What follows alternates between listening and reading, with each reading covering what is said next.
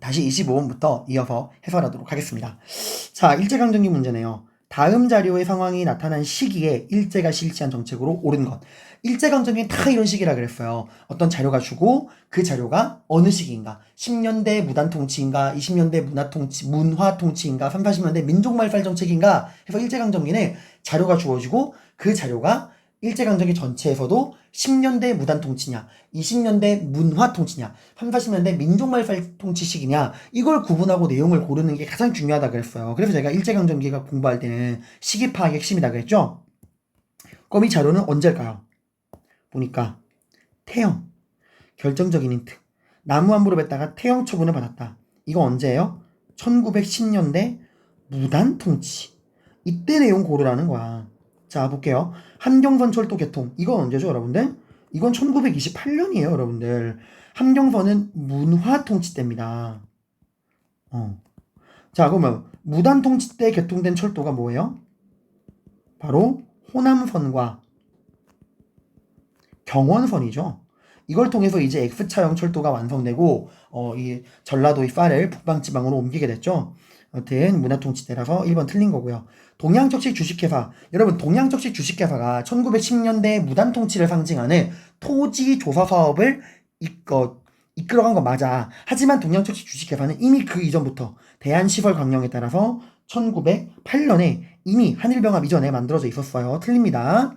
언론 통제를 위해 신문지법을 제정했다. 이건 이미 한일병합 이전에 일본이 우리의 주권을 빼앗는 과정에서 대한매일신보, 황성신문, 제국신문들을 탄압하기 위해 만든 거였죠. 자, 3년 1교 정책을 통해 보통학교를 증설했다. 3년 1교 보통학교 증설. 이거 언제예요? 이것도 20년대 문화통치 때잖아, 얘들아. 10년대 무단통치 때는 이렇게 우리한테 교육의 기회를 확대하지 않았어요. 자, 경무총감. 치안을 담당하는 오늘날의 경찰총장에 해당하는 경무총감에 누구를 임명했다? 헌병사령관. 이게 바로 뭐예요? 군인을 대상으로 하는 헌병이 일반인을 대상으로 하는 경찰 업무까지 함께 본다는 헌병경찰통치. 이게 바로 1910년대 무단통치의 상징이죠. 정답은 3번입니다. 자, 26번 문제. 가나 민족운동에 대한 설명으로 옳지 않은 거래요. 자, 그럼 가, 나가 뭔지 봐야겠죠? 가. 비록 우리 재화가 남의 재화보다 품질상 또는 가격으로 불리하다 하더라도 민족 경제를 위해서는 우리가 우리 물건을 써줘야 한다. 가가 뭐죠?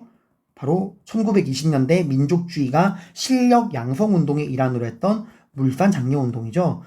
일본의 회사량 폐지와 관세 철폐 움직임에 대응해서 일본 상품 쓰지 말고 국산품 좀 쓰자라고 했던 물산 장려 운동입니다. 나는 뭐죠?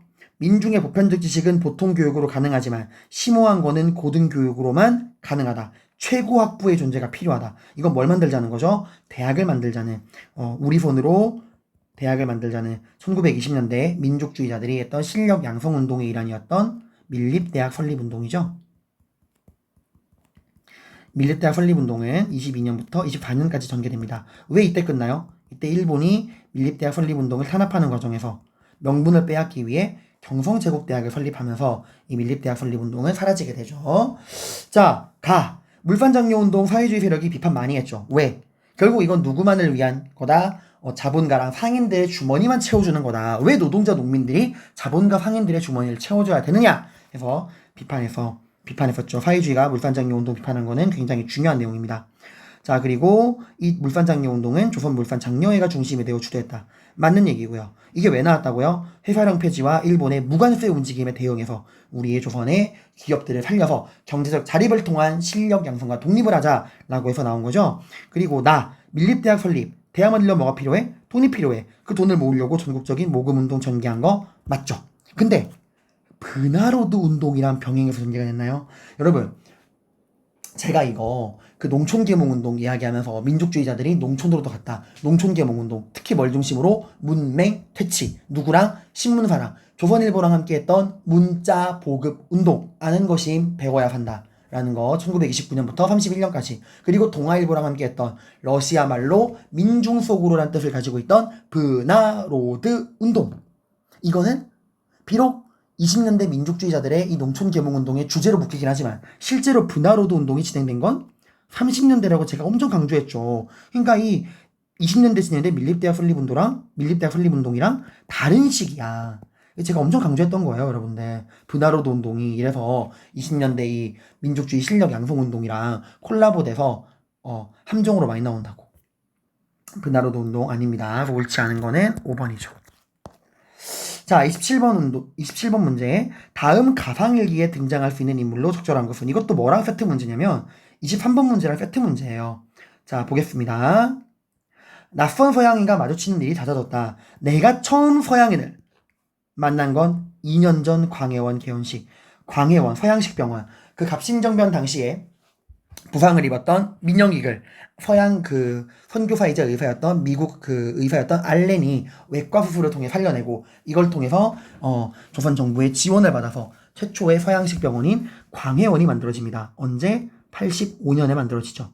근데 그게 2년 전이래. 그럼 지금 몇 년이야? 87년. 이때 어떤 일이 있었죠? 나오죠. 그리고 오늘 궁궐에서 행사장 뭐가 있다고? 경복궁에서 전기가 들어왔다는 거예요. 우리나라에 최초로 전기가 들어온 건 87년 경복궁에서 우리나라 전등이 처음으로 설치가 되죠. 여러분, 이거 제가 이야기 그때 했었는데, 여러분들 얘들아, 우리나라에 전등이 들어온 거는 87년 어디? 경복궁이야. 근데 얘들아, 나중에 아간파천 일어나고 아간파천으로 고종이 돌아오잖아. 근데 고종이 어디로 돌아오니? 경복궁이 아니라 경운궁으로 돌아오잖아. 그리고 고종이 경운궁으로 돌아온 다음에 우리나라에 뭐가 들어와요? 전하. 이것도 궁궐에 먼저 깔리죠. 전하는 아간파천 이후 1898년에 어디에? 고종이 머무르는 경우궁에 깔린다. 이것도 기억하라겠죠? 아무튼 이 일기는 지금 87년 경복궁에 전등이 들어올 당시의 일입니다. 자, 지게를 발급하는 지게아문. 이거 언제죠, 여러분들? 이거 대한제국이 광무개혁할 때야, 얘들아. 광무개혁 때 했던 그 양전사업 지게발급 사업이잖아. 그러니까 어때요? 한참 이후에요, 이거보다. 연도로 따지면 이거 1900년대 이후 일이야. 틀린 거죠? 국문연구소에서 한글을 연구하는 학자. 주시경이 만드는 국문연구소. 이거 언제죠? 1907년이죠. 이것도 일기보다 한참 뒤의 일이고요. 한성에서 인천까지 기차로 출장 가는 관리. 이게 뭐예요? 우리 최초의 철도였던 경성과 인천을 연결하는 경인선. 이 경인선은 여러분들 경성과 인천을 연결을 하고요. 이 철도 공부할 때는 부설권을 누가 언제 가져갔는가, 실제 개통된 건 언젠가, 이거 구분하라 그랬죠. 부설권은 언제 가져갔죠? 이거 누가 언제 가져갔죠? 부설권은 네, 미국이 1896년에 가져갔다가 이거를 일본이 1898년에 사오고, 개통된 건 언제예요? 1899년. 서울에서 전차가 개통될 때 경인선도 같이 개통이 됐다 그랬죠, 여러분들. 그래서 이것도 이 자료보다는 이후의 일이죠. 대한매일신보의 독서실론이 언제 됐을 거? 이거 언제죠? 이것도 1907년이에요, 여러분들. 8년. 이거 제가 설명했었죠, 그쵸? 대한매일신보의 독서실론, 민족주의 사학의 토대가 되었던 독서실론. 다 이후입니다. 자, 유경공원에서 영어를 가르치는 미국인 교사. 유경공원. 조선 최초의 공립학교였죠. 1886년에 설립되어서 가보개혁, 2차 가보개혁 때 이제 교육입국 조서를 통해서 본격적인 학교가 만들어지면서 사라지게 되는 겁니다. 자, 그럼 정답은 뭐예요? 그죠? 지금 87년 경복궁에 전등이 들어올 때니까 이때 볼 수 있는 모습은 1, 2, 3, 5는 다 이후의 일이니까 볼 수 없고, 유경공원, 이게 볼 수 있는 일이죠, 여러분들. 그래서 정답은 4번입니다. 자, 여러분, 말 나온 김에 우리 철도 한번 정리해보고 넘어갈까요? 철도 굉장히 중요한 거라고 강조를 했습니다. 철도 한번 보고 넘어갈게요. 여기다가 한번 설명해줄까? 같이. 자, 철도. 아이고.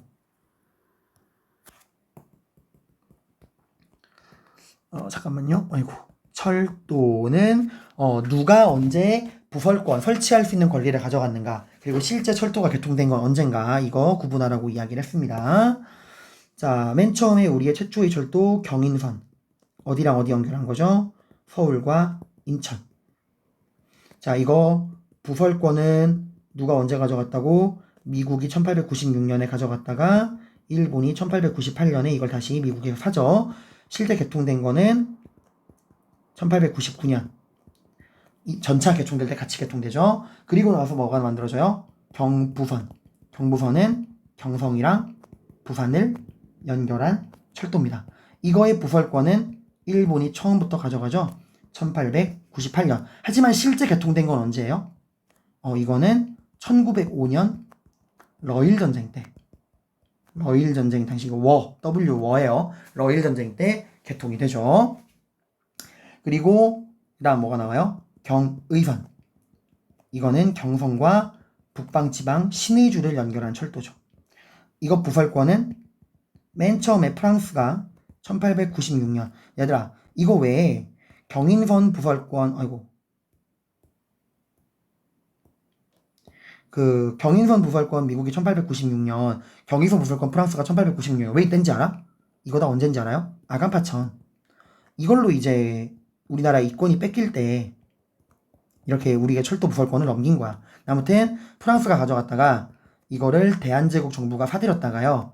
일본이 다시 이거를 강탈합니다. 언제? 1904년 러일 전쟁 때. 명분이 뭐야? 한일의 정서.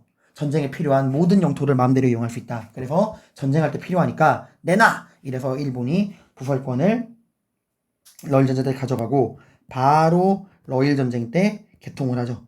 1905년에 러일 전쟁 때 개통을 합니다. 그래서 이제 부산에서 신의주까지 한 방에 연결이 된 거죠. 이렇게 해서 연결이 되는 거죠. 부산, 경성, 의주까지 연결이 되는 거죠. 경부선과 경의선이 같은 시기에 뚫렸으니까. 자, 그래서 아무튼 경부선, 경의선이 러일 전쟁 때 이렇게 뚫림으로써 부산, 경성, 의주까지가 연결이 되었다라는 거고요. 그 다음에 또 뭐가 있죠? 경원선. 경성과 원산을 연결하는 거였죠. 이거의 부설권은 누가 언제 가져갔죠? 일본이 마찬가지로 러일 전쟁 때 필요하다는 명분으로 부설권을 가져갑니다. 하지만 경원선은 특이한 게 개설된 건 언제예요? 네, 이건 1910년, 14년 무단 통치 때야. 경원선이 이때 개통된 이유가 뭔지 알아요? 뭐랑 함께? 호남선. 전라도의 호남선이 개통된 게 1914년이에요. 그래서 이 호남선과 경원선을 통해서 이 전라도에서 나온 쌀을 이 원산까지 옮깁니다. 그 과정에서 이제 또 일본에서 우리 호남에서 나오는 쌀을 수출하기 위한 군산과 목포 같은 항구가 성장하기도 하죠. 아무튼 이런 것들을 통해서 이제 일본은 경성, 부산, 호남, 원산, 신의주를 연결하는 X자형 철도를 만들게 되죠. 근데 함경선, 이 함경도 지방까지 뚫리는 함경선은 1928년 문화 통치 시기에 가서나 개통이 된다라고 하는 거 여러분들이 구분하라고 이야기를 했습니다. 자,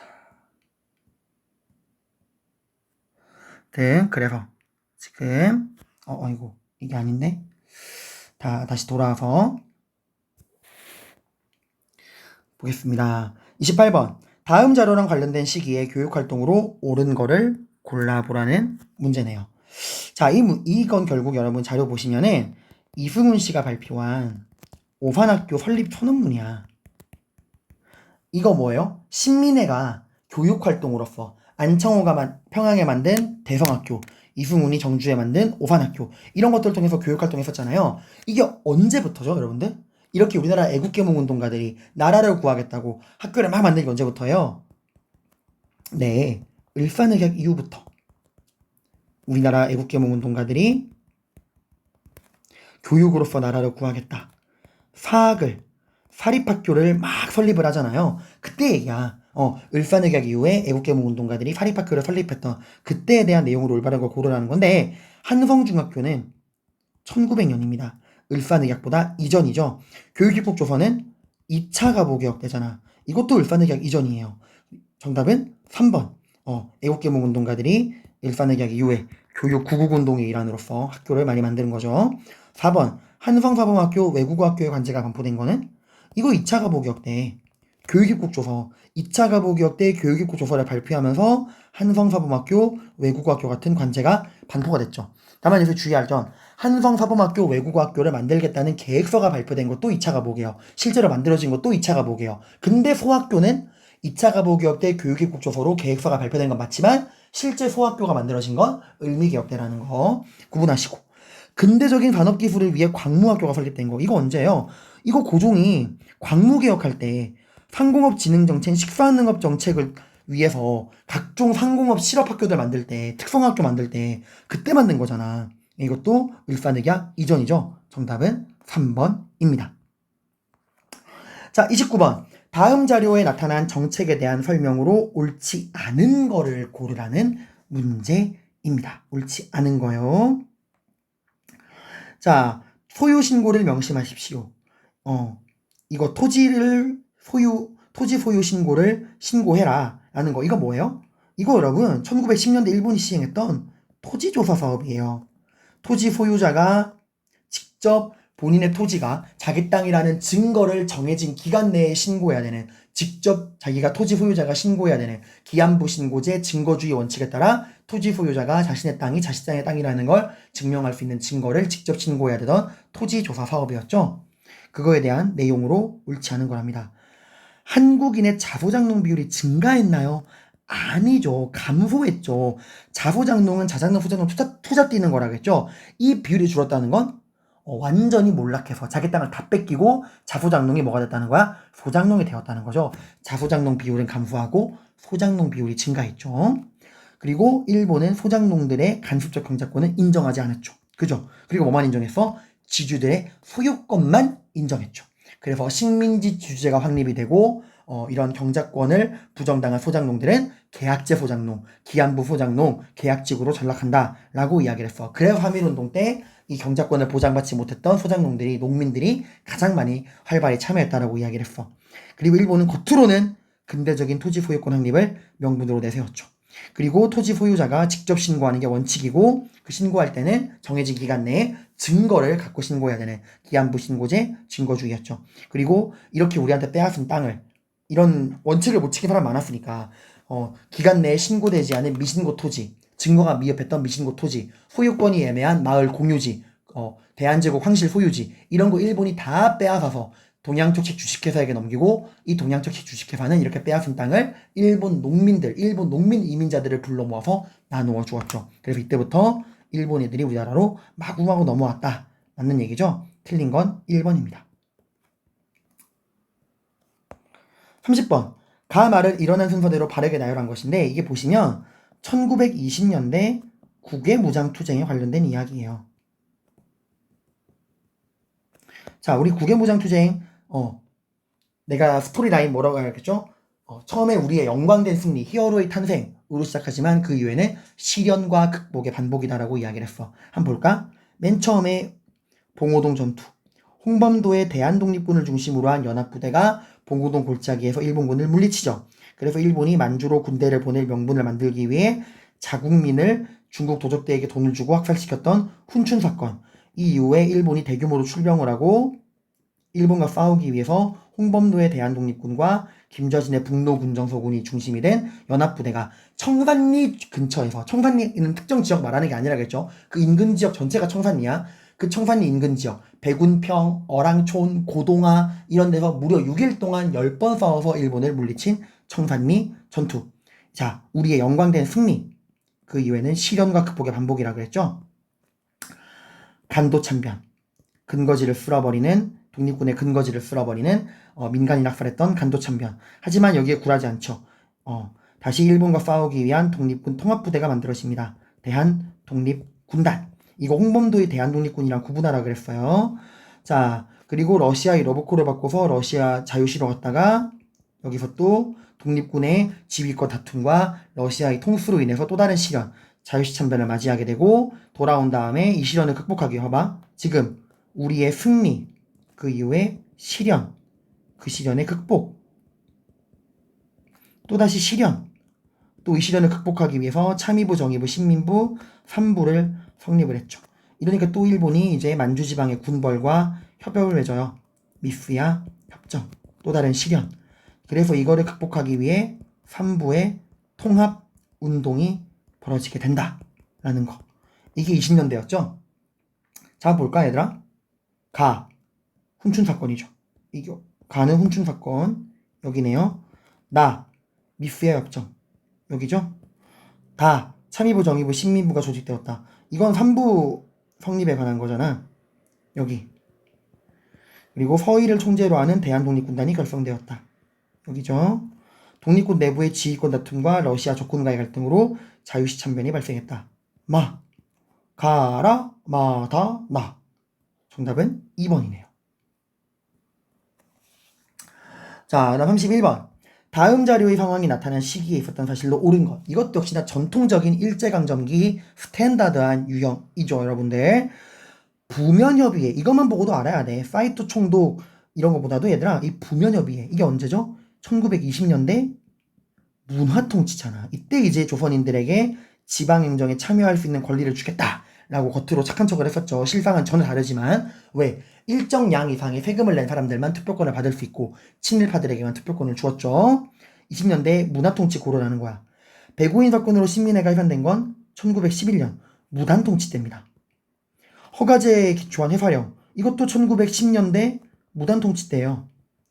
대한광복회, 이것도 1910년대 무단통치 시기 때 있었던 국내 비밀결사단체잖아.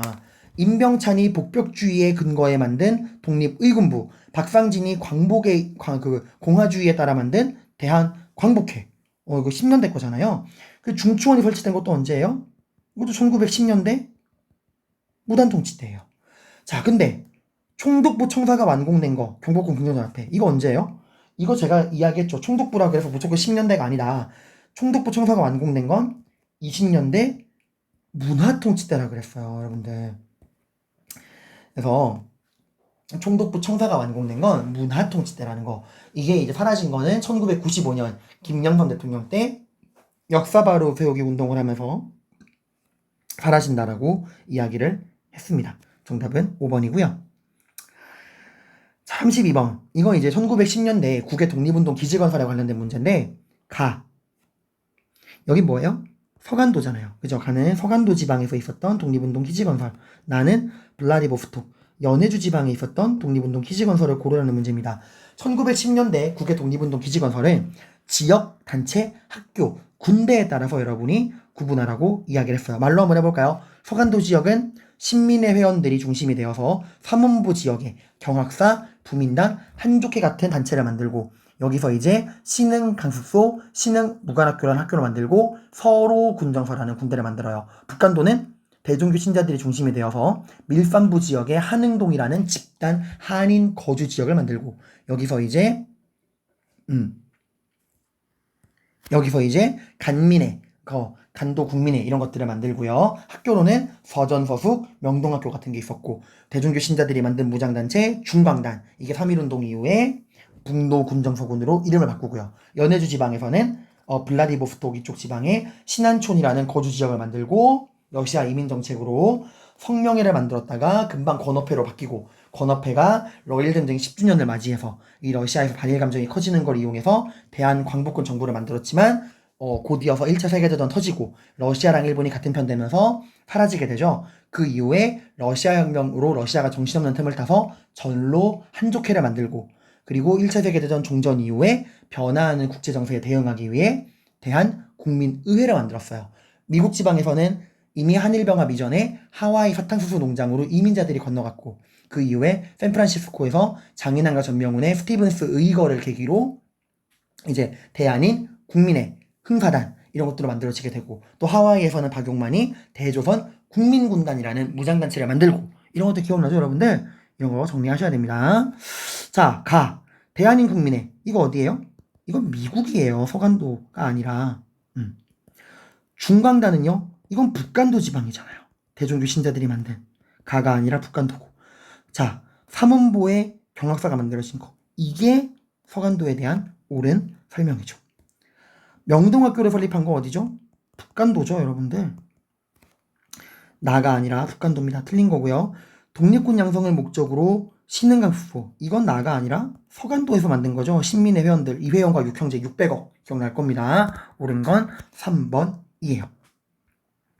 33번. 밑줄 친 본회에 대한 설명으로 옳은 것만을 고른 것.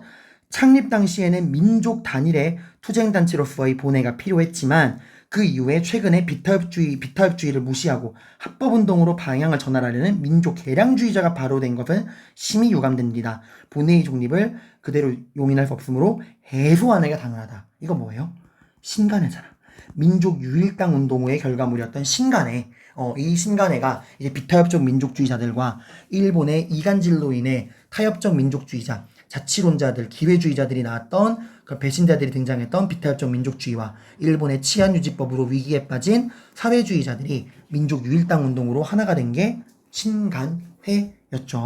이거에 대한 옳은 것. 자, 여기 해소라는 걸 통해서도 우리가 알 수 있어요. 정오의 선언을 발표했나요? 신간회가? 여러분, 이거는 마치 임시정부가 3.1운동을 주도했다라는 거랑 똑같아. 정오의 선언이 계기가 되어가지고 얘들아 신간회가 만들어지는 거잖아. 이거 원인이야. 틀린 거죠. 원산 노동자 총파업을 지원한 거, 이게 신간회의 대표적인 활동이죠. 광주학생 항일운동에 진상조사단을 파견하고 전국적 민중대회를 준비했다. 원산 노동자 총파업을 지원했다. 맞는 이야기입니다. 조선청년 총동맹 결성에 영향을 끼쳤나요? 이것도 아니야. 조선청년 총동맹인 여러분들 신간회가 만들어지기 전이라고 제가 강조했어요. 신간회가 만들어지는 과정이 뭐야? 60만세 운동을 통해서 이 민족주의랑 사회주의 간에 연대할 수 있는 계기가 만들어지고 민족유일당 운동이 본격적으로 이제 나오게 되면서 조선 민흥회, 일부 비타협적 민족주의자와 사회주의자들이 하나가 된 조선 민흥회가 실험적으로 만들어지고, 또 청년들이 사회주의 청년들과 민족주의 청년들이 하나가 된 조선 청년 총동맹이 만들어지고, 그리고 사회주의자들이 정오의 선언을 통해서 하나가 되자라고 이야기를 했고, 근데 코민테른도 민족 통일전선을 만들라고 이야기를 했죠. 중국에서도 일제 국공업작이 일어나고 있었고, 이런 분위기 속에서 신간회가 만들어지는 거잖아. 근데 이제 이후에 이 전국적 민중대회가 실패하게 되고, 새로 나온 지도부가 이런 타협적 민족주의자들도 끌어들이려고 하니까 사회주의자들이 해소를 주장했죠. 마침 또 중국에서는 1차 국공업작이 결렬되면서 이 소련의 코민테른이 민족 통일전선보다는 계급투쟁에 집중해라 라는 지령을 내려서 사회주의자들이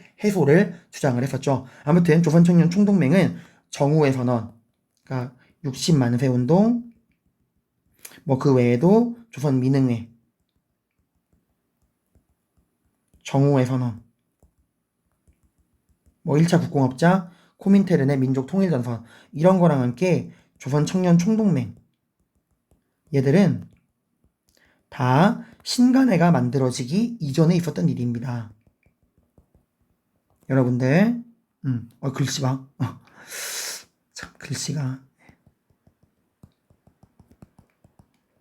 그래서 여러분, 제가 이 시간 관계상 너무 길게 설명하지 못하지만 신간회 기억하실 거예요. 60만세 운동을 계기로 이 비타협적 민족주의랑 사회주의자들 간에 연대하는 움직임이 나오면서 본격적으로 민족유일당 운동이 태동하게 되고, 그 당시 1차 국공업작 코민테른의 지시, 그래서 조선 민흥회 정오의 선언을 계기로 이 민족유일당 운동 단체인 신간회가 만들어지게 됩니다. 비타협적 민족주의와 사회주의자가 하나가 된 그 조선 청년 총동맹도 조선 민흥회처럼 신간회가 만들어지기 전에 이미 먼저 이 민족주의랑 사회주의가 하나가 됐던 먼저 나온 조직이야. 그러다가 이제 이 광주학생 항일운동에 진상조사단을 파견하고 전국적 민중대회를 준비하는 과정에서 기존의 비타협적인 민족주의 지도부가 잡혀가고 새로 구성된 지도부가 이런 합법주의, 개량주의, 이런 타협적 민족주의자들과도 하나가 되려는 모습을 보이면서 이제 코민테른의 노선 전환, 민족 통일전선보다는 계급투쟁에 집중해라 라는 그런 분위기 속에서 사회주의자들이 해소를 주장했다. 맞는 내용이죠. 그래서 신간회랑 관련된 설명은 니은, 리을 4번입니다. 정답은 4번이에요. 자, 이렇게 해서 우리가 1번부터 33번까지 전근대사부터 근현대사의 모든 문제들을 해설을 해보았습니다. 항상 자료에 대한 분석, 선지에 대한 꼼꼼한 피드백, 이런 기출문제에 대한 분석이 여러분들의 실력을 향상시킬 수 있는 지름길이 됩니다. 고생하셨습니다.